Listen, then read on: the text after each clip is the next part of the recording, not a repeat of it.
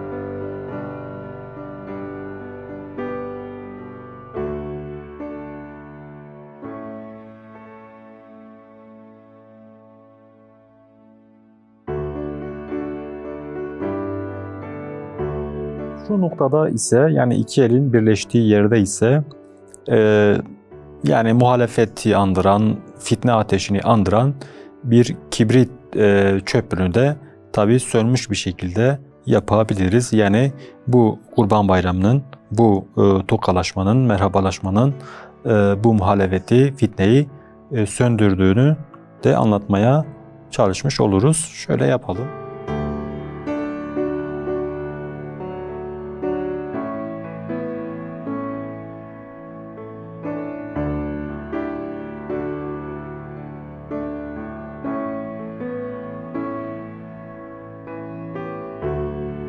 Kurşun kalemle çizdiklerimiz bittikten sonra artık siyah bir kalem ile üzerinden geçebiliriz.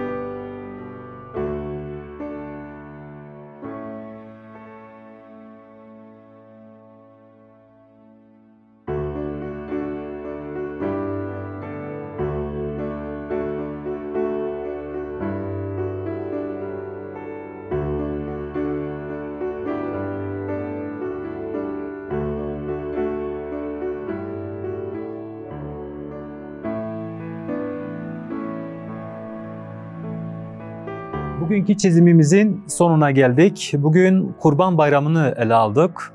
Kurban Bayramı'nın Müslümanlar arasındaki ihtilafa son vermesini, vahdete vesile olmasını temenni ettik. Bu vesileyle tekrar Kurban Bayramınızı tebrik eder ve hayırlara vesile olmasını diliyorum. Yeni bir programda yeni bir konu ile karşınızda olmak ümidiyle Allah'a emanet olun.